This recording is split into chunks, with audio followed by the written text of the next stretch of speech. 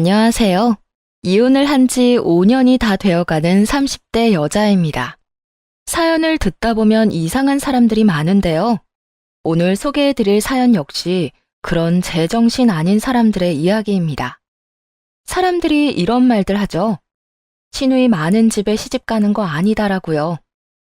남편의 누나가 2명이 있다는 이야기를 들었을 때 그 말이 떠올랐지만 그냥 무시했었어요. 요즘 같은 세상에 시모도 아닌 시누이가 설마 시집살이를 시키겠어? 하며 안일하게 생각했던 것이죠. 물론 시누이뿐 아니라 시모도 함께 시집살이를 시킬 거라고 전혀 상상도 하지 못했기도 하고요. 왜냐하면 연애를 할 때나 신혼 초반까지만 해도 그들 역시 지극히 정상적인 사람들이었으니까요. 극성을 부리기보단 오히려 제 편을 들어주며 남편에게 무조건 잘하라고 하곤 했었죠. 그런데 임신 소식을 알리자마자 사람들이 180도 변해버리더라고요. 극성의 끝을 달리는 못 말리는 사람들로 말이에요. 가장 황당했던 사건은 바로 남편이 술만 먹었다 하면 자제가 안 돼서 일어난 일이었는데요. 연애를 할 때도 그렇고 신혼 초에는 술 자체를 입에도 대지 않던 사람이 제가 임신을 하고 난 후부터 가끔 술을 마시기 시작하더군요. 술을 마신 날은 무조건 만취가 된 상태로 들어왔고 그것도 모자라 외박까지 하더라고요. 다행히 외도 같은 것은 아니었습니다. 그저 술을 많이 먹어 술집에서 잠들어 경찰서에 가 있거나 대리를 불러 집 앞까지 와선 차에서 자고 있더라고요. 위험한 일이 일어난 것은 아니었지만 그쯤 되니 걱정이 될 수밖에 없더라고요. 워낙 세상이 험하기도 했고 맨정신도 아닌 사람이 무방비한 상태로 길거리를 배회할 것을 생각하니 아찔하더군요. 여보, 요즘에 무슨 일 있어? 무슨 술을 그렇게 마시고 다녀? 회사 생활 안 해본 사람처럼 왜 그래? 일 마치고 회사 사람들이랑 술도 한잔하고 해야 친분도 돈독해지고 일할 때 도움 구하기도 편한 거 잘 알잖아.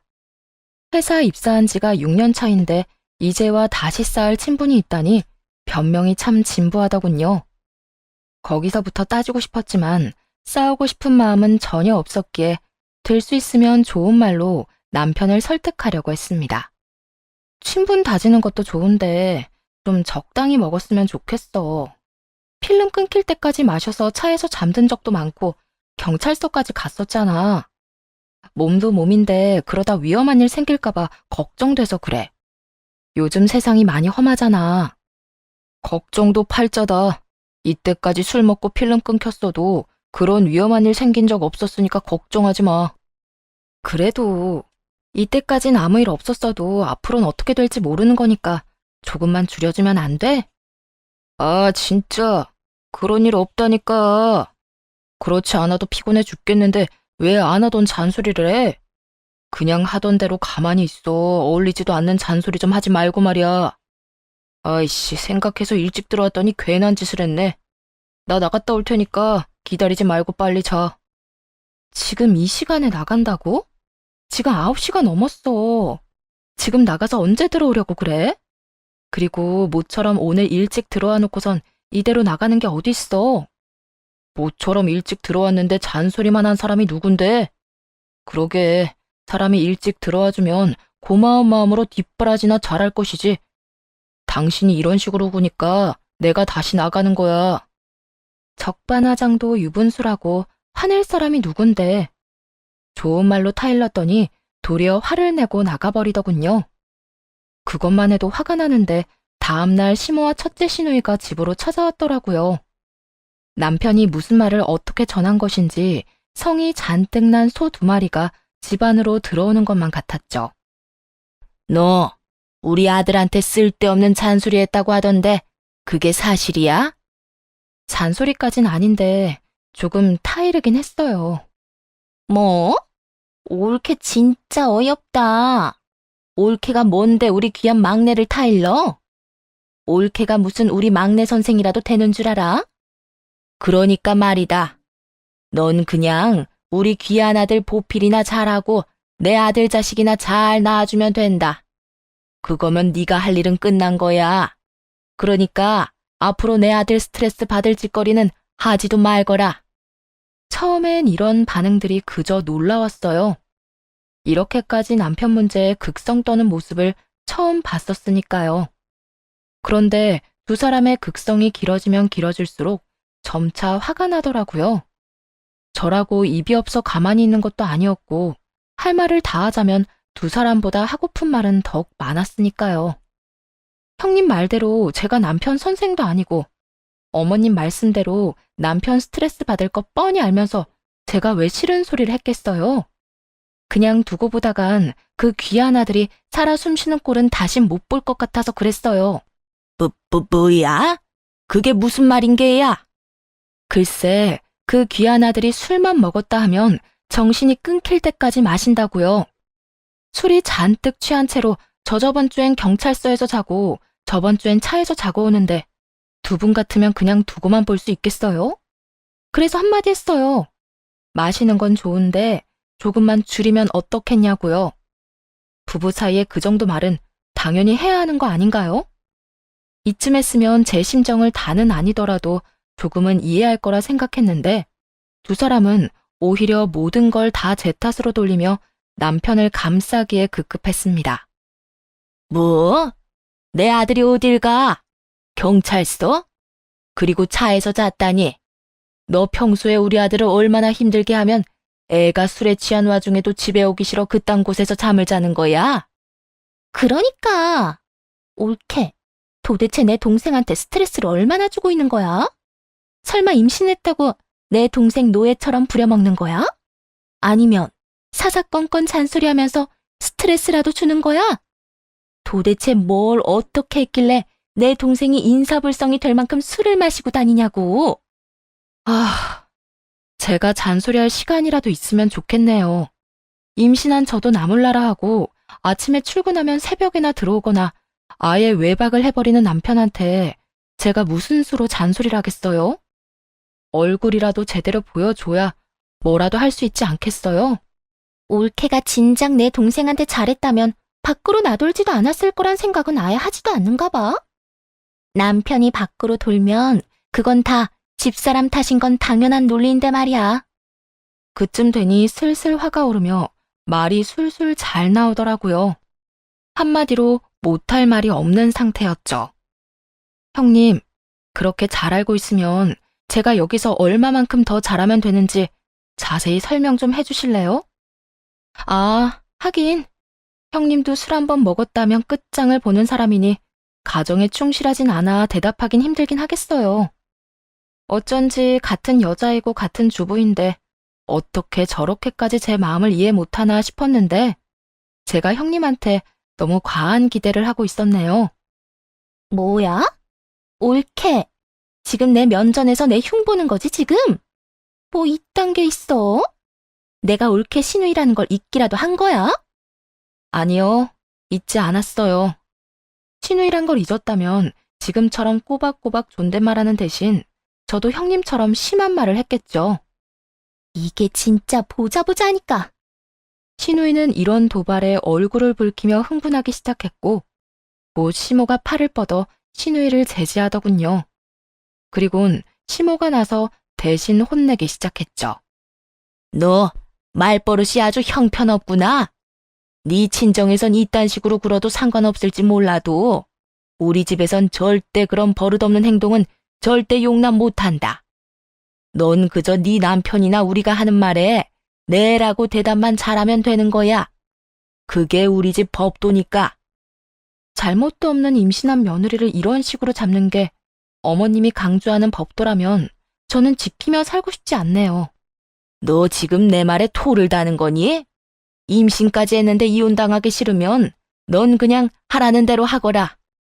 그제야 갑자기 태도가 바뀐 이유를 알겠더라고요. 임신을 했으니 자신들이 어떤 행동을 해도 뱃속의 아이를 생각해 섣부른 행동을 못할 거라 생각했던 것이었습니다. 아기도 물론 중요하지만 저는 저 자신도 중요하다 생각하는 사람이라 그 얄팍한 수를 내려다보는데 참 가소롭더군요. 시모에게도 더 이상 참을 필요가 없다고 깨달은 순간이기도 했죠. 저딴 식으로 조종하려는 사람에게 더는 존중이나 효심을 발휘할 바보는 아니었으니까요. 어머님, 지금 큰 착각을 하는가 본데 전 뱃속에 아이가 있든 없든 이혼하려면 할 수 있어요. 그러니까 그딴 먹히지도 않는 말 내세워서 괴롭히는 짓 하지 마세요. 계속 이런 식이면 며느리도 손주도 평생 못 보고 살게 되지 않겠어요? 되로 주고 말로 받은 시모는 이런 반응에 다시 한번 당황한 듯 보였어요. 그리고 이내 계획대로 되지 않아 열이 오르는 듯 마구 고함을 질러댔습니다. 어디서 시어머니를 말로 이겨먹으려고 구는 게야? 말 하나는 고분고분 잘 듣는 것 같아 예뻐해 주려고 했더니 네 복을 네가 차는구나. 어머님이랑 형님이 주는 복이 이딴 거라면 그냥 안 받고 말게요. 그러니까 복 줄 생각도 하지 말고 이만 좀 돌아가 주세요. 저는 괜찮은데 어머님 손주가 많이 피곤한 것 같아서 좀 쉬어야 할 것 같아서요. 사진으로 남겨놓지 못한 것이 후회가 될 정도로 두 사람은 절 멍청한 표정으로 바라보고 있더군요. 둘은 구구절절 제 말에 열이 받는 게 표정에 보였지만 마땅히 대꾸할 말이 없었는지 부시렁거리며 돌아가 버리더라고요. 이미 되돌리기엔 늦었고 되돌릴 마음조차 없었기에 심신을 달래며 남편을 기다렸습니다. 이때껏 일어난 일들을 생각해보면 틀림없이 시모도 남편에게 연락해 저와 있었던 일을 과장해서 일렀을 테니까요. 아니나 다를까 남편은 화가 나 불타는 고구마가 되어 들어오더군요. 오늘 우리 엄마랑 누나 내쫓았다는 게 사실이야? 정확히는 돌아가라고 말만 했지 직접 내쫓지는 않았어. 그러니까 언성 높이지 말고 차분하게 이야기해. 귀 아프니까. 지금 내가 고함을 안 지르게 생겼어? 당신이 뭔데 우리 엄마랑 누나한테 가라고 해? 여긴 내가 사는 집이야. 우리 식구들은 언제든 오고 싶을 때 오고 가고 싶을 때 갈 수 있는 그런 곳이라고. 당신만 사는 집 아니고 나도 사는 집이지. 우리가 함께 사는 집에 당신이랑 시댁 식구들이 오는 건 상관없지만 그건 내 허락이 있을 때 가능한 일이야. 그러니까 앞으로 오늘처럼 기분 내키는 대로 찾아온 일은 없도록 해달라고 전해. 예상치 못한 반응이었는지 남편은 당황해서 아무 말도 못하더군요. 한땐 시댁 식구들과 잘 지내보려 노력했던 제 모습과 달라도 너무 다른 모습이었기에 더욱 당황한 듯했죠. 당신 진짜 뭐 잘못 먹었어? 우리 가족들이랑 잘 지내려고 그렇게 노력했던 사람이 갑자기 왜 이렇게 변한 거야? 몰라서 물어? 당신네 식구들이 나한테 그런 식으로 구는데 내가 왜 잘 지내려고 노력하겠어? 어머님이나 형님들이 나한테 예의 안 지키고 막말하면 나도 참지 않고 할 말 다 할 거니까 그런 줄 알아. 당신이 안 참으면 어떻게 할 건데? 뭐, 또 우리 가족들 내쫓기라도 하겠다는 거야? 한 번이 어렵지 두 번째는 좀 더 쉽지 않겠어? 그러니까 당신 엄마나 누나가 이 집에서 쫓겨나는 일 다시 보기 싫으면 우리 사이에 있었던 일 위주할 고주할 시댁에 다 고해 바치지 마. 알겠어? 남편은 대답 대신 혼잣말로 질책하는 말을 쏟아냈지만 더는 상대하고 싶지도 않아 방으로 들어와 버렸습니다. 그 후 남편과의 사이는 점점 더 멀어지는 것이 느껴졌고 입덧까지 시작해 힘든 시기를 보내게 되었죠. 제 입으로 들어가는 음식 냄새는 물론이고 남편을 먹이려 만드는 음식 냄새도 역겨워서 주방 근처엔 얼씬도 못하겠더라고요. 특히나 밥 냄새가 얼마나 역한지. 본의 아니게 남편은 집에서 밥상 구경도 못하는 상황이 되었죠. 자기 피출 때문에 일어난 자연스러운 일이니 남편도 그 정도는 이해하겠거니 했는데 며칠 뒤 시모가 짐까지 싸서 왔더라고요. 남편이 또 시모에게 하소연을 한 것이었죠. 세상에, 너 혼자 임신하는 것도 아니고 너처럼 유난 떠는 애는 또 없을 거다. 아무리 입덧이 심하다고 해도 남편 밥까지 굶기는 애가 어디 있니? 그러다 귀한 내 아들 몸이라도 상하면 네가 책임질 거니? 유난이 아니라 입덧이 심한 걸 제가 어떻게 하겠어요? 그리고 어머님 귀한 아들은 제가 변기통을 붙잡고 살든 말든 밖에서 끼니 잘 해결하고 다니니까 그런 걱정은 안 하셔도 될 것 같은데요. 그거야 네 생각이지. 난 내 아들이 바깥 음식만 먹고 사는 꼴 절대 못 봐. 앞으로 내가 이 집에 있으면서 내 아들 밥 해줄 거니까 그런 줄 알아라. 본인의 할 말만 끝낸 시모는 무작정 밀고 들어와서는 작은 방에서 짐을 풀기 시작했고 전 남편을 안방으로 데리고 왔죠. 이제 어떻게 할 거야? 내가 말했지? 우리 집에서 일어나는 일 당신 엄마한테 다 말하지 말라고. 그렇지 않아도 몸도 마음도 힘든데 어머님이랑 어떻게 같이 지내? 뭘 그렇게 부정적으로만 생각하냐? 좋은 쪽으로 생각도 좀 해라. 당신 이따 심해서 아무것도 못하는데 우리 엄마가 저렇게 와서 밥도 해주고 집안일도 해주면 서로 좋은 거 아니야? 이왕 이렇게 된 거 좋게 생각해. 입장 바꿔서 생각해봐. 당신 같으면 우리 엄마가 나 돌봐준다고 우리 집에 와서 살림 살아주면 당신은 안 불편하겠냐고. 나는 고마울 것 같은데. 그러니까 당신도 그냥 고맙게 생각하고 한동안만 이렇게 지내. 나 밖에서 먹는 음식 지겹단 말이야. 당신 생각만 하지 말고 내 생각도 좀 하라고. 자기 생각만 하는 인간이 졌단 말을 하니 기가 막혔지만 일단 두고 보기로 했습니다. 더는 싸울 힘이 없기도 했고 쫓아내기에도 너무 늦은 시간이었으니까요. 그런데 시모는 바로 다음 날부터 이런 결정을 후회하게 만들더군요. 새벽 4시부터 일어나 남편이 좋아한다며 청국장, 된장찌개, 신김치찜 등등 냄새가 강한 음식만 만들기 시작하는데 고문이 따로 없더라고요. 어머님, 저 입덧 심한 거 뻔히 알면서 꼭 이런 냄새 나는 음식을 새벽부터 해야 해요. 냄새도 안 빠져서 하루 종일 고문이라고요. 우리 아들이 좋아하는 음식 좀 해주겠다는데 내가 네 허락까지 맡아야 해? 정 힘들면 숨을 작게 쉬면 되지 않니? 아니다. 차라리 휴지로 코를 막고 있거라. 그러면 되겠네. 지금 그걸 말이라고 하세요? 어머님이 아들 생각해서 음식하는 거 이해 못하는 건 아닌데 자극적인 향이 나는 음식만 좀 피해주세요. 어려운 부탁도 아니잖아요. 싫다. 난 네가 뭐라고 하든 내 아들이 좋아하고 내가 좋아하는 음식 계속 만들 거니까 그런 줄 알고 네가 견디거라. 고마운 줄 알아. 처음 여기 올 때까지만 해도 다 너한테 시키려고 했는데 네가 한 음식이 우리 입맛에 맞을 것 같지도 않아서 꾹 참고 내가 직접 하는 거니까.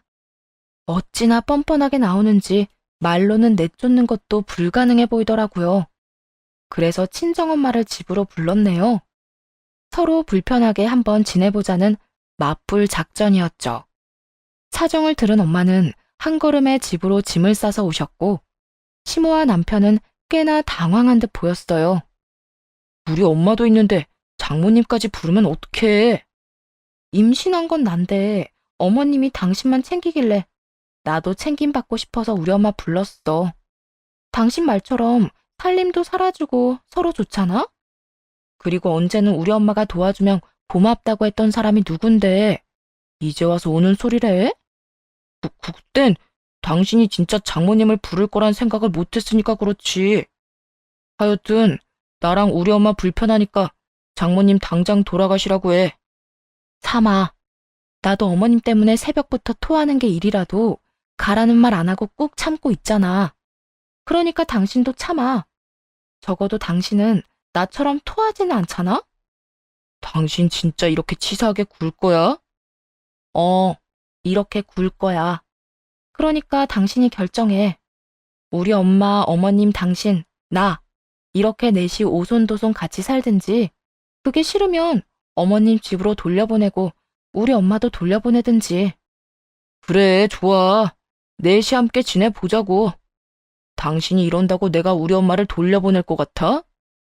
이렇게 큰 소리를 텅텅 치던 남편은 일주일도 채 버티지 못하고 백기를 들더군요.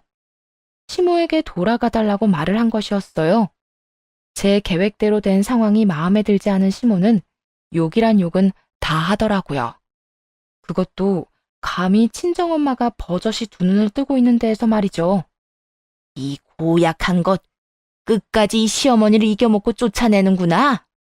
넌 꼭 벌 받을 것이야. 어른을 이런 식으로 대접하고 잘 되는 사람 단 한 사람도 본 적이 없어. 시모의 말에 제대로 자극이 된 엄마는 제 앞으로 막아서며 시모에게 그대로 갚아주기 시작했습니다. 임신한 며느리한테 말씀이 너무 심하신 거 아닙니까?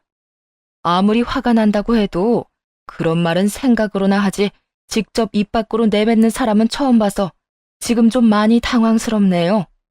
그리고 따지고 보면 지금 사돈이 화낼 상황이 아니라 제 딸아이가 화낼 상황 아닙니까? 애초에 허락도 없이 짐부터 싸서 들이닥친 거라고 들었는데 아무리 애들 집이라도 그런 무례한 행동은 하면 안 되죠. 교양 떨어지게. 앞으론 서로 조심하면서 살았으면 합니다. 사돈도 알다시피 어른들이 개입하기 시작하면 우리 자식들이 제대로 못 살게 될 테니까요. 지금처럼 말이에요. 그렇게 말씀하시면 제가 너무 섭섭합니다, 사돈. 저는 며느리가 입덧을 핑계로 제 아들을 굶기고 있다고 해서 그저 도움을 주려고 왔던 것뿐이라고요. 입덧은 핑계가 아니라 사실이고 도움이 안 됐으니 제가 드리는 말입니다. 사돈이 하는 음식들 때문에 제 딸아이는 구역질을 하고 저렇게 몸이 힘들어지다간 뱃속의 아기도 위험해질 텐데 그때 되면 그 일을 어떻게 책임지려고 그러세요? 제 딸아이한테 말씀하시는 것도 그래요. 태교가 얼마나 중요한데 임신한 애한테 그런 심한 말을 아무렇지도 않게 하는지 저는 도무지 이해가 되질 않네요. 그거야. 저도 화가 나니까 그랬죠. 오죽하면 제 귀한 손주 품은 애한테 그런 말까지 했겠습니까? 아, 그래요? 그러면 입장 바꿔서 한번 생각해 보실까요? 저도 지금 화가 많이 나는데 저도 사돈의 귀한 아들한테 자기 엄마 하나 못 막아서 내 딸 고생시킨다.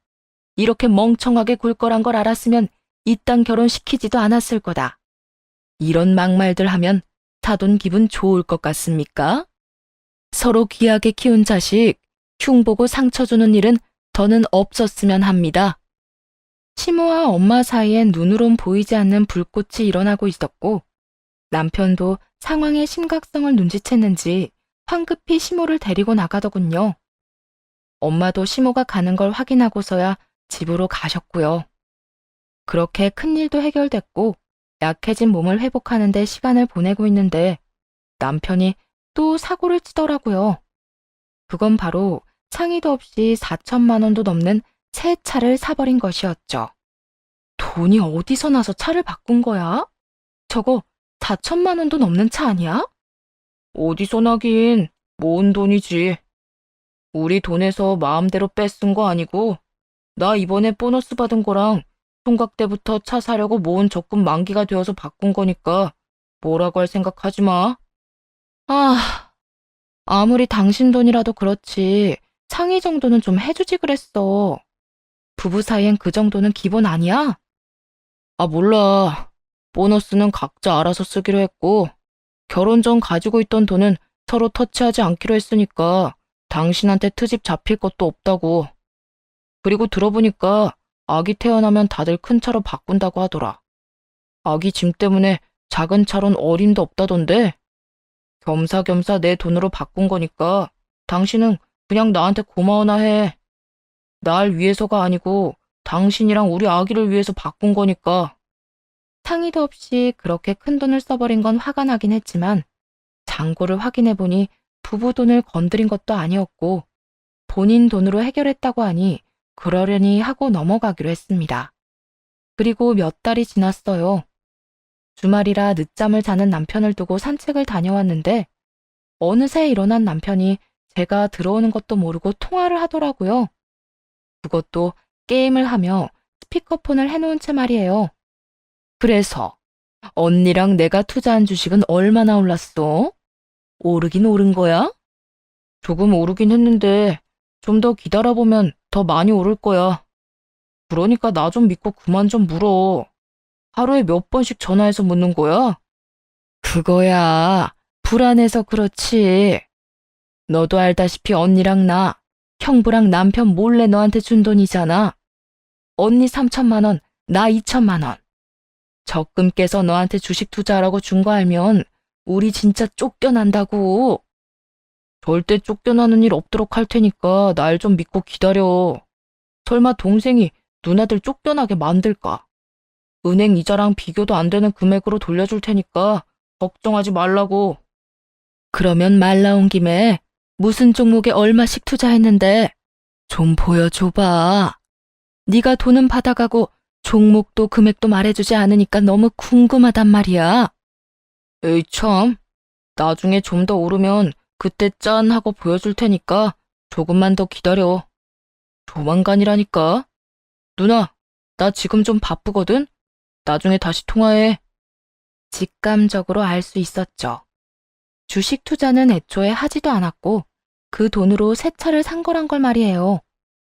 심지어 아주버님들 몰래 돈을 빼내왔다고 하는데도 남편은 거리낌 없이 거짓말을 하며 게임에 몰두하고 있더라고요. 대형 사고도 그런 대형 사고가 따로 없었죠. 하지만 냉정하게 따져보면 제가 나설 필요는 전혀 없었어요. 사고는 남편이 쳤고 추후 일이 터져도 남편이 책임져야 할 테니까요. 거기에다 이미 마음속으론 무사히 출산부터 한 후 이혼할 생각도 하고 있었기에 더욱 제가 나설 필요는 없었죠. 그렇게 남편의 기가 막히는 행보를 지켜보는 사이 출산날이 다가왔어요. 출산 후 좋은 환경에서 회복하며 생각을 정리하고 준비할 것이 많았기에 조리원을 좀 더 신경 써서 고민하고 있었죠. 집에선 제가 뭘 하든 관심도 보이지 않던 남편은 생뚱맞게 시모와 함께 있는 자리에서 조리원 이야기를 꺼내기 시작했습니다. 정확히는 조리원 비용 이야기를 말이에요. 당신 요즘 조리원 알아보고 있는 것 같던데 그건 당신이 다 알아서 해. 난 조리원 비용 분담할 생각은 전혀 없으니까 말이야. 어차피 받을 생각도 없었는데 저런 식으로 말하니 오기가 생기더라고요. 더군다나 하필 시모가 있는 자리에서 저딴 이야기를 하는 저희가 눈에 훤해 더욱 화가 치밀어 올랐어요. 그런 게 어딨어? 나만 아기 부모야? 당신도 이 아기 부모잖아. 아기가 태어나느라 망가진 몸 회복하느라 가는 조리원인데 당연히 당신도 분담해야지. 그건 당신한테나 당연한 거고. 난 당신한테 줄 돈 없으니까 당신도 돈 없으면 친정에다 달라고 해. 당신 엄마는 당신 못 챙겨서 안달인 분인데 그까지 조리원 비용은 웃으면서 주시겠지. 남편은 재수없는 눈빛으로 저를 무시하고 있었고 남편이 파트로 매주를 쓴데도 맞는다고 할 기세로 시모까지 나서 그 말이 다 옳다고 편들기 바쁘더군요. 내가 들어보니 내 아들이 틀린 말을 하는 것도 아닌데 왜 그렇게 인상을 쓰니? 임신하고 내 아들은 제대로 챙겨본 적도 없으면서 조리원 비용을 바라는 건 네가 너무 염치가 없는 것 같구나. 그러니까 네 몸 회복은 네가 알아서 해. 아, 그래요? 그러면 조리원 비용은 제가 알아서 해결할 테니 두 사람 다 내 자식 얼굴은 볼 생각도 하지 마세요. 그러면 좀 공평하겠네요. 뭐야? 그러는 법이 어디 있어? 왜 화를 내세요? 임신했을 때 남편 못 챙겨서 조리원 비용도 줄 필요 없다는 그 논리 그대로 적용했을 뿐인데. 그렇잖아요. 임신했을 때도 저 혼자 애 지키려고 갖은 고생이란 고생은 다 하고 출산하고 내 몸 회복도 나 혼자 다 하는데 굳이 아무것도 한 것이 없는 두 사람한테 왜 내 귀한 애를 보여줘야 해요? 그럴 이유가 전혀 없잖아요. 이게 보자보자하니까? 네, 될 수 있으면 그렇게 계속 두고만 보세요. 어머님 아니라도 지금 제 머릿속이 여러 가지로 복잡하니까 뭘 하지도 말고 저한테 뭘 바라지도 말고 그냥 두고만 보시라고요. 저도 지금 홧김에 무슨 짓을 어떻게 할지 저 자신이 무섭거든요. 언성을 높이기 시작하자 남편이 나서 시모의 편을 들며 고함을 지르더군요. 당신 진짜 눈에 뵈는 게 없어? 어디서 우리 엄마한테 언성을 높여? 우리 엄마가 틀린 말한 것도 아니고 당신이 버릇없이 구는 건 사실인데 우리 엄마가 당신 이 정도로 봐주고 있으면 당신도 빳빳이 등 그 고개 숙이고 감사한 마음으로 살아. 애 딸린 이혼녀 되고 싶지 않으면. 당신이나 내가 꾹 참고 살아주면 고마운 줄 알고 잠자코 있어. 내가 어디서부터 어디까지 알고 있는 줄이나 알고 이렇게 나한테 큰 소리 치는 거야? 그리고 이혼녀? 내가 그까짓 이혼녀가 되는 게 겁나서 참고 있는 줄 알아? 그딴 거 겁 하나도 안 난다고 했지. 난 그저 출산부터 무사히 하려고 참고 있는 것뿐이라고. 남편과 고성이 오가는 사이 시모는 달려들려고 하더라고요. 이게 누구 앞에서 감히 내 아들 말에 토를 달아? 이 버릇없는 것, 오늘 내 손맛 좀 봐라. 시모는 있는 힘껏 제 머리카락을 잡고 휘둘기 시작했고, 그렇지 않아도 부른 배로 중심을 잡기 힘들었던 상황이라 힘 한 번 제대로 쓰지 못하고 이리저리 끌려다녔죠. 그렇게 시모에게 당하고 있는데도 남편은 태연하게 앉아 물이나 마시고 있었더라고요. 보고만 있지 말고 어떻게 좀 해. 이러다 아기 잘못되면 책임질 거야? 네가 네 입으로 말했잖아. 너 혼자 그 아기 지키느라 고생 많았다고. 이번에도 혼자 힘으로 잘 지켜봐. 무조건 어떤 일이 일어나도 이혼만큼은 꼭 하겠다고 다짐하는 그 순간, 배에서 참을 수 없는 고통이 느껴지더니 정신이 아득해졌습니다. 힘겹게 눈을 뜨니 병원이더라고요. 결국 저는 쓰러진 것이었고 급하게 병원으로 옮겨 가즈네를 써봤지만 아기는 지킬 수 없었다고 하더군요. 상황을 그렇게 만든 장본인들은 머리카락도 보이지 않았고 그 병실에서 혼자 기를 쓰며 이혼을 준비했습니다. 그 사이 퇴원을 하게 되었고 몸 회복과 이혼 준비가 끝나는 대로 소송을 시작했네요. 그와 동시에 아주버님들께 다 연락을 돌려 자신들도 모르게 깬 적금의 행방에 대해 낱낱이 알려드렸죠. 적금을 몰래 깼다는 것도 충격을 받은 듯 했는데 그 돈이 남편에게 흘러들어가 남편이 타고 다니는 차를 구매하는 데 썼다는 대목을 전해줄 땐 거의 목덜미 잡고 넘어가기 직전이더군요. 혹시나 시누이들이 거짓말로 상황을 모면할 수도 없게끔 남편과 시누이들이 나눈 카톡 그리고 남편의 차 사진까지 다 보내버렸습니다. 복수의 시작치곤 통쾌한 흐름이었죠. 시누이들은 나란히 아주버님의 질책을 받게 되었고 시누이들은 남편을, 아주버님은 저를 불러다 같이 한자리에 모이게 됐습니다. 일종의 사건의 진실을 파헤치기 위한 자리였죠. 올케가 내 남편한테 한 말이 다 사실이야? 내 동생이 우리가 준 돈으로 주식 투자 안 하고 차 샀다는 말 다 사실이냐고? 그게 그렇게 궁금하면 옆에 눈치 살피느라 바쁜 동생한테 직접 물어보세요. 애먼 사람 추궁하지 말고. 너 입만 다물고 있지 말고 무슨 말이라도 해봐. 정말 올케 말이 다 사실이야? 우리 돈으로 네 차 산 거 맞냐고? 뭘 물어봐? 야, 휴대전화 꺼내. 주식 어플 있을 거 아니야? 그거 보여줘. 당장. 두 사람은 남편을 매섭게 몰아붙였고 결국 남편은 자신의 입으로 실토를 하더라고요. 그게 다 사실이야. 주식 투자한 게 아니라 차 샀어. 미안해. 남편의 말이 끝나자마자 그곳은 아수라장이 되었습니다. 한 명의 시누이는 자리에 주저앉아 울기 시작했고 한 명의 시누이는 남편 놈을 잡고 흔들며 욕을 했죠. 그렇게 한참 난동을 부리던 두 시누이는 급하게 아주버님들의 눈치를 보며 빌기 시작하더군요. 자신들은 정말로 몰랐다고요. 우린 정말 몰랐어. 우리도 당한 거라고. 그러니까 제발 이혼만은 안 하면 안 될까? 그래, 이혼은 아니잖아, 여보. 우리도 감쪽같이 속은 피해자인데 이혼까지 당하는 건 말도 안 돼. 한 배에서 태어난 인간들 아니랄까봐 어찌나 뻔뻔한지 혀가 절로 차지더군요.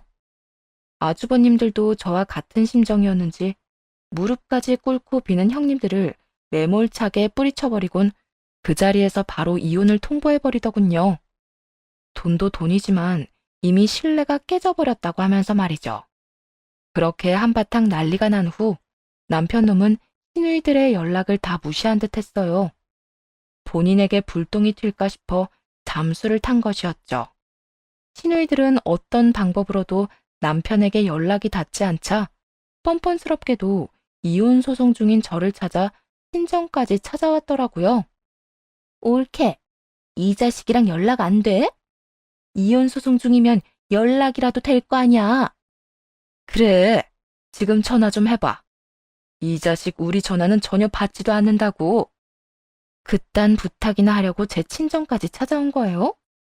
그러면 어떡해? 남편은 이혼하자고 난리고 동생이란 놈은 연락도 안 되는데 그 돈은 정말 한 푼도 안 남은 게 확실해? 그 큰 돈을? 아직도 동생을 그렇게 모르세요? 그렇게 된통 당해놓고? 그 돈이 조금이라도 남아있었으면 이렇게 잠수는 타지 않았겠죠. 두 분 다 그 아끼던 동생한테 사기당한 거라고요, 사기. 저한테 이러고 있을 시간에 회사라도 찾아가 보세요. 그 생각을 못했네. 이 자식 이거 회사는 다니고 있겠지? 언니, 우리 회사에 찾아가자. 회사까지? 그래도 회사 가는 건 좀 그렇지 않나? 얘도 직장 생활은 해야 하잖아. 언니는 지금 이혼당하게 생긴 마당에 그 자식 직장 걱정하게 생겼어? 아, 마음대로 해. 난 그 돈 무슨 수를 써서라도 받아내야 하니까. 둘째 시누이는 곧장 집을 나섰고, 곧 첫째 시누이도 그 뒤를 따라 나가더라고요. 저 역시 그 뒤를 쫓았고요. 모르긴 몰라도 한바탕 난리가 날 것인데 그 구경을 놓칠 순 없는 노릇이니까요. 남편의 회사 앞에 도착한 두 사람은 마지막 기회라도 주려는 것인지 다시 남편에게 전화를 걸더라고요. 하지만 남편은 받지 않았고 두 사람은 곧장 사무실 안까지 들어가 남편을 찾아냈어요. 그러고는 남편이 뭐라고 하기도 전에 한 사람은 멱살을, 한 사람은 머리채를 잡아버리더군요. 너, 언니랑 내 돈 내놔. 돈 내놓으라고. 네가 어떻게 우리한테 이럴 수가 있어? 너 때문에 나나 둘째나 이혼당하게 생겼다고. 지금이라도 그 돈 다 토해내면 동생 취급은 해줄 테니까 돈 내놔. 누나들 왜 이래? 이러다 나 다치면 누나들이 책임질 거야? 너 언니가 하는 말 못 들었어? 지금 네가 다치는 게 문제인 줄 알아? 우리 이혼당하게 생겼으니까 돈 내놓으라고. 그 돈이 어디 있어? 차 사는데 다 쓰고 없어. 지금 차 팔아도 그 돈이 나오지도 않고.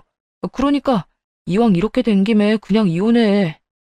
돈은 동생한테 좋은 선물 하나 해줬다고 생각하고 그렇게 귀한 동생이라고 노래를 부르더니 그 정도도 못 해주냐? 이게 아직도 정신 못 차리지? 오늘 너 죽고 나 사는 거야. 그야말로 개판도 그런 개판이 또 없었습니다. 그렇게 한참 드자비가 계속되던 그때 남편의 사무실에 있는 사람들이 하나 둘 수군거리기 시작하더라고요. 지금 누나들 돈 떼먹었다는 거 맞지? 나한테도 지난달에 30만 원 빌려갔었는데 그것도 떼먹히는 거야? 박 대리도 나도 저번 주에 20만 원 빌려줬어. 월급 나오면 갚는다고. 나도 빌려줬는데 뭐야, 돈 안 빌려준 사람이 있긴 있는 거야? 네, 그래요.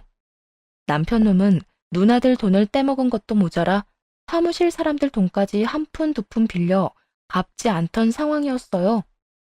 하루라도 빨리 이혼 준비를 한 것이 천만다행이란 생각이 들더라고요. 자칫하면 저 오물을 함께 뒤집었을 뻔했으니 말이에요. 그 후 소송은 저의 대승소로 끝이 났고 이혼이 확정될 때쯤엔 전 남편은 회사에서 잘리고 가족들에게도 한때 동료였던 사람들에게도 빚잔치가 열렸다고 하더군요. 그리고 얼마 후에는 전 시누이들도 차례대로 이혼을 당하게 되었다는 이야기를 듣게 되었고요. 그리고 그렇게 귀한 아들 타령을 하던 전 시모는 그 귀한 아들 때문에 두 딸을 반품받아 꼼짝없이 끼고 살게 되었다고 하더군요.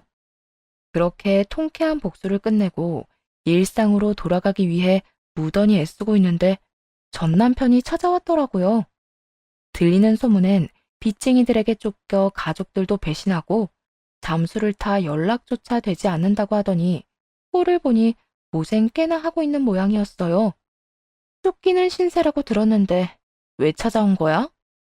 상황이 이렇게 되니 당신이 너무 보고 싶더라고. 지난 날이 후회가 되기도 했고 말이야. 우리 아기 일은 내가 미안해. 그때 내가 우리 엄마 말렸어야 했는데. 아기까지 들먹이며 후회하는 척을 하는 전 남편을 보는데 부하가 치밀어 오르더군요. 그대로 남편의 뺨을 올려붙이며 고함을 질렀네요. 감히 내 앞에서 아기 이야기를 꺼내? 아무리 양심이 없고 뻔뻔해도 그렇지. 그 이야기는 네가 꺼내면 안 되는 거 몰라? 이제 와서 뭐? 미안? 기고 있네. 내가 아는 너는 그런 일을 미안해할 인간이 아니야. 진짜 미안했다면 우리가 이혼 소송을 하던 그때 미안하다는 말 한마디 정도는 했겠지. 어떻게 해서든 위자료 한 푼 아껴보려고 발악하는 게 아니라. 고함을 지르는 내내 뺨을 만지던 전 남편은 제 이야기가 끝나기 무섭게 무릎을 꿇고 빌기 시작하더라고요. 내가 미안해. 내가 다 잘못했어. 당신이 이 말 안 믿을 거 잘 아는데 이번엔 진짜 진심이니까 믿어줘. 그래, 진심이라고 치자. 난 더는 너랑 할 이야기 없는데 너도 할 말 다 했으면 가봐.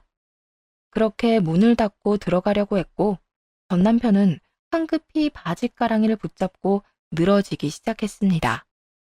나 할 말 남았어. 내가 다 잘못했고 반성도 충분히 했으니까 나 좀 용서하고 다시 받아주면 안 될까? 뭐라고? 용서라고 했니 지금? 나 진짜 반성 많이 했어. 이혼하고 난 후에 단 하루도 반성하지 않은 날이 없다고. 그러니까 나 좀 받아줘. 나 진짜 오갈 데가 없어. 반성이 충분하다는 걸 왜 당신이 결정해? 이래서 죄 지은 것들은 상종하면 안 돼. 눈 마주치고 말 좀 섞어주면 자기들 마음대로 용서받았다고 착각을 한다니까. 야, 잘 들어. 난 네가 반성했다는 그 말 믿지도 않고 설령 진짜 반성을 했다고 한들 그 시간은 충분하지 않아. 그러니까 살아있는 모든 날 동안 반성하면서 살아. 날 지킬 생각도 없었고 네 새끼도 지키지 못했던 그날을 두고두고 떠올리면서 평생을 반성하고 살란 말이야. 그래, 평생 반성하면서 살 테니까 당신 곁에만 있게 해주면 안 될까? 곁에만 있게 해주면 내가 평생 반성하면서 당신한테 잘하고 살게. 맹세할 수 있어. 네가 맹세를 하든 각서를 쓰든 난 네 말 못 믿고 곁에 둘 생각도 없어. 네 가족한테도 사기치고 잠수 탄 놈을 내가 왜 믿어줘야 해? 그렇게 오갈 데가 없으면 네 집에나 가. 네 누나나 네 엄마가 일을 바득바득 하면서 널 애타게 기다리고 있을 테니까. 내 사정 뻔히 알면서 그 집에 가라는 말이 나와? 나 그 집에 가면 맞아 죽어. 그러지 말고 나 좀 받아줘, 응? 전 남편은 폭이란 모르는 사람처럼 굴기 시작했고 그 순간 제가 부른 사람이 저희 앞에 도착했습니다. 그건 바로 둘째 시누이였어요. 네, 전 남편이 찾아온 걸 알자마자 바로 시누이에게 연락을 했고 전 남편과 실랑이를 하며 붙잡아두고 있었던 것이었죠. 전 남편은 전 시누이를 발견하고 도망을 치려고 했지만 전 붙잡고 놔주지 않았습니다. 너 이 자식 잘 걸렸다. 누나들 줄줄이 이혼시켜놓고 잘못했다고 빌지는 못할 망정 잠수를 타? 네가 그러고도 인간이야? 내가 빌어봤자 달라질 것도 없잖아. 그리고 누나들이나 빚쟁이들이 하루가 멀다고 괴롭히는데 어떡해. 그대로 있으면 잡아먹히게 생겼는데.